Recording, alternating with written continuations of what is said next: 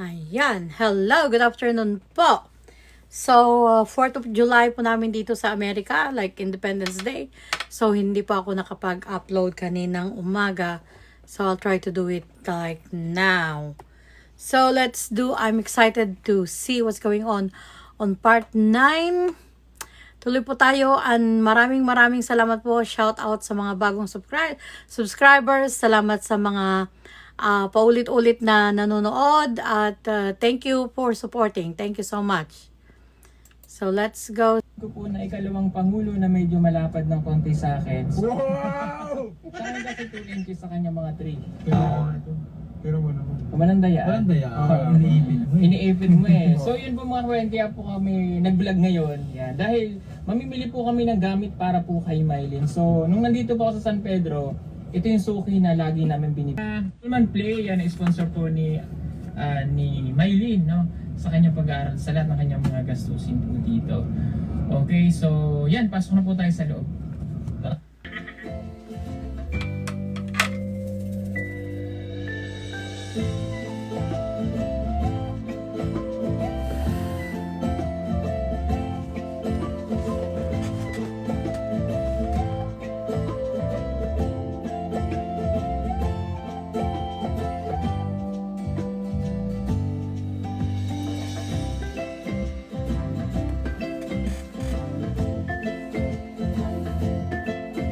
So let's move forward guys kasi namimili lang naman sila.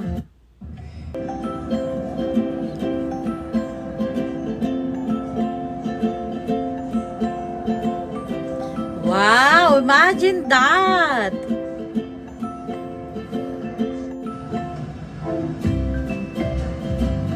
Wow. So yung mga kapatid, gusto mo kaming mamili dito sa market na to. Yan. Yan, medyo pawisan na po sila. Laputan na po sila. So I'm excited. Let's move forward. I'm so excited. Alam ko na.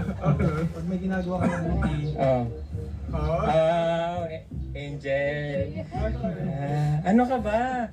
Pag nagbablog ka, ito yung headlight, ito yung ring light. Yan o. Ring light o. O sige, ako tingnan natin ang Team Jose at si Wally. Sugod ba hanggang? Pasok! Bigay ng Euroball! Meron kang 10,000 pieces! Yun! Wow, this is going to be her apartment? Only with Wi-Fi! Wow! Ano pa yan? Fan ng Itbulaga din sila. At meron kang batya with washing machine! Ano? Washing? So yun, ayusin muna namin itong mga kabayan. Ayusin muna namin itong mga gamit para kay Mylene. So mamaya pakita namin sa inyo ang natapos natin. So, ipasok na ang... Ipasok na!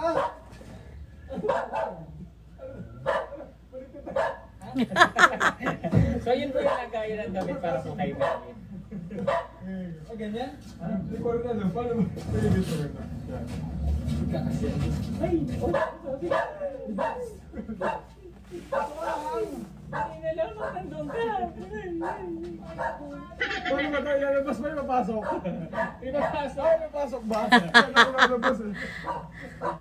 Nandiyan lang. Aalisin ko naman Labas yung natin agad? tiklupin ko lang yan eh, yung nandiyan. Sige na, awal na pala itong gulong. Oo, tama. Dito na lang pwede yan. Yan. So, yan. Yan na po ang kanyang lagayan ng... Ano na Damit. siguro yung salamin. May computer na siya. Yan. So, lagayan niya ng damit mga kababayan. So, kakabit ko muna yung bedsheet. O, dito muna tayo sa sa sofa. Ito muna tayo. Sofa muna tayo kasi mainit. Mainit, lakitin na ho tayo mga kababayan. Laputan. Laputan tayo dito. Hmm. May, laputan. Idodo mo na yun. Sinabi ko nga eh. Parang hindi naman sa'yo kami. Ang sarap! Sabi ko kasi, hindi nga makabit. Itodo mo na kasi yan. Go, go, go. Baka masira. Teka, parang nagiging si Roderick Polo. So pag na-miss niya yung mga alaga nilang hayop, mayroong kabayo na pwedeng sakyan si Mylene. Oh! May kabayo. Oo. Okay. Sige nga. Pwede. Sobrang baba nito. Ha? Pwede pala. Wala, ang maganda dito, pwede pagpasok niyo po dito na sa kabilang mundo na kayo. Wow! Sige, try mo nga. Kasi para maniwala ba kami sa Alam niyo, imo? wag kayo naniniwala sa akin na totoo yun. Okay, next. Kasi binalutan naman sila ng plastic ba? Oo. Tanggalin daw. Tanggalin natin. Ayan. It's so like, look, Okay. like pati halaman. Para Meron. po makatipid si Mylene dito sa electric pan at para tulong na rin natin sa sponsor, bibigyan po natin ng solar electric pan! Yes! So yan po yung makikita nyo sa video.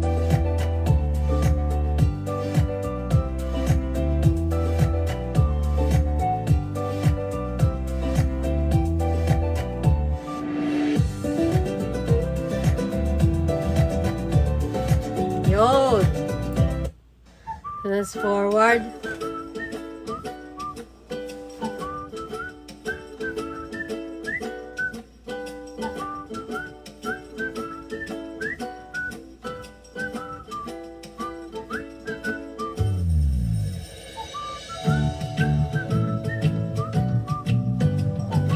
They thought of everything.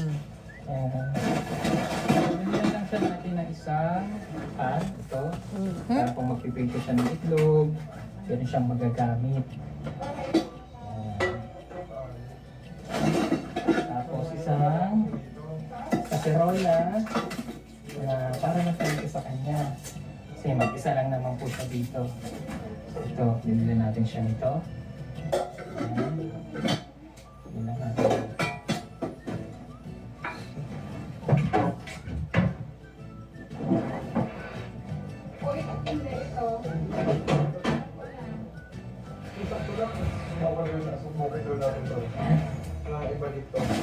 Tapos, meron siyang isang kaldero, yung sainan niya. Kaya may electric stove naman dito. Ayan. May sangkalan pa. Siguro.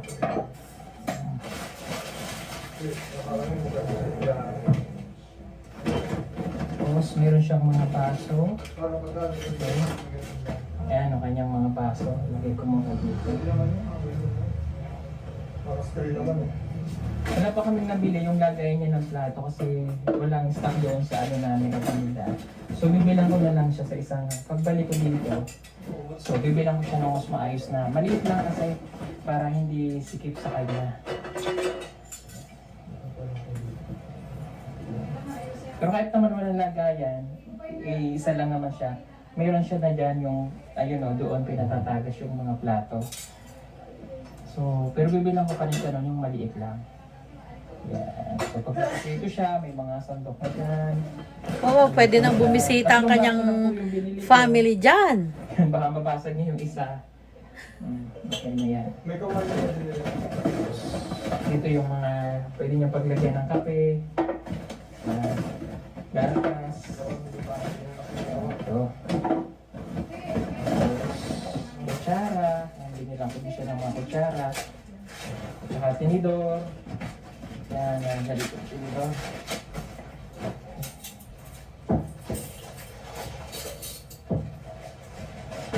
Tapos meron siyang ito, pangtandok sa kanin na maliit. Ang 2 piraso. Sabi sa lang ito. Yan, meron siyang tabong maliit. Tapos brush. Yan. Para pag naglaba po siya, meron siyang matcha. Pinili namin. Ito, isang maliit, saka isang malaki. Meron siyang walis. Ito, pinili namin siya ng walis. Tapos pinili natin siya ng pang-map. Ito, map, ayan. Yung di ganon. Para matutunan niya na maglinis ng bahay dito sa kanyang tahanan. So, pag naglaba siya, magbabrush. Di namin talaga siya binila ng washing para matuto talaga siya. So, pag the dryer, okay lang. May dryer naman dito sa kabila yung ate ko. So, ito, lagayan niya ng damit. yung mga madumi. Kailangan natin siyang turuan kung paano maglinis. Yung mga damit Yeah. na madumi, kung saan ilalagay. Like everything. Tapos binilang ko din siya ng toothbrush. Lagay ko muna yung dito, yung toothbrush niya. Ayan. Okay. Tapos, yan, para hindi niya malimutan, binila namin siya dito ng pasunan para hindi siya tapon dito, tapon yan. Dito niya automatic ilalagay yung mga kalat niya. Sa loob mismo ng bahay.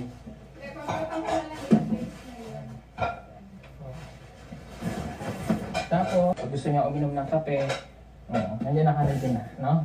Okay? So, bibili namin siya ng grocery kapag nandito na siya para kung ano yung gusto niya. Ano siya ng, ito ang mga pinggan niya.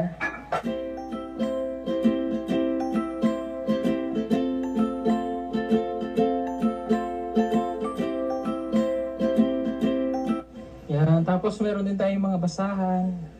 Yan, para dito sa kwarto niya. Lagay mo to dyan. Yan. Tapos to, dito to. Lagay natin dito. Yan. Lagay natin ang basahan. Yan. Ang basurahan. Ito na lang muna. Tatanggalin pa naman po itong malalaking ref na to dito. Yan, pansamantala lang yan dyan.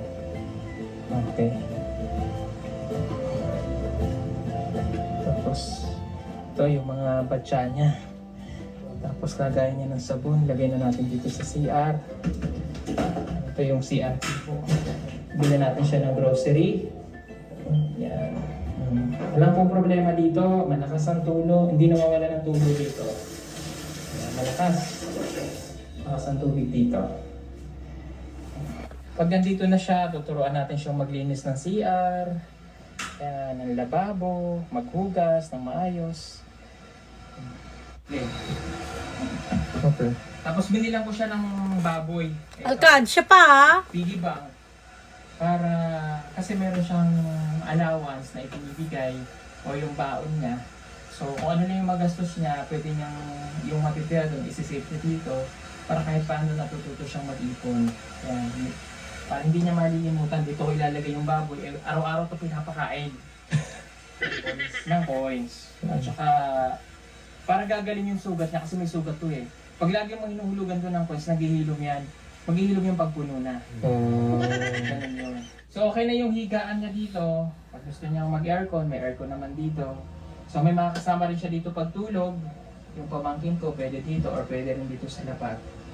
Ayan. Tapos, si Madam Yola yung magtuturo sa kanya kung paano mag-Tagalog palagi. Dito siya. Ayan. So may pinto naman po ito, walang problema. Tapos ito na yung kanyang... Hoy, mo ito lang tutok dito, dito ka. Ayan. Para pag nandito siya, komportable na yung bata. Tapos gaganto siya dito. Pagdagdag ako ng kape. Pwede siyang mag-ano ng halaman, pwede siyang makat ng buko. Hindi yan buko. Papaya yan. Mali! Sayote. Abukado yan. Avocado pala to. Tuturuan natin Ganda siya ah, maglinis, ganda ng bahay. magpili ng halaman, umakyat ng puno, saka umakyat kung paano umakyat ng sili. Wow! Wow, Hindi wow, pala wow. wala. Damo lang yan. Damo. We can, So, yan. At saka mayroon din po dito. okay. So, I will continue to watch. Tatapusin ko tong episode, konti na lang siya. But, Mylene talagang napaka-bless niya. Ang ganda-ganda ng kanyang tirahan. Meron siyang sariling apartment. Enclosed, merong gate. At saka yung may mga puno-puno, may mga halaman. But you know what caught my attention is that nung namili sina Pugong Bihero, sina Sir Paul ng gamit, pati halaman nandun sa loob na nalagay sa loob ng bahay. That says a lot. Maraming salamat talaga. Oh, grabe. Like, it's so overwhelming. Talaga na, napakasaya. Like, imagine yung panggagalingan ni Mylene na nakita nyo naman yung bahay nila, no? Na kawayan, butas-butas, sako ang dingding. Tapos, by God's providence, sa pamamagitan ng pagtagpi-tagpi ng Panginoon ng mga pangyayari, nagkakilala sila ni Sir Paul. At yun, ang ganda-ganda ng bahay. Grabe.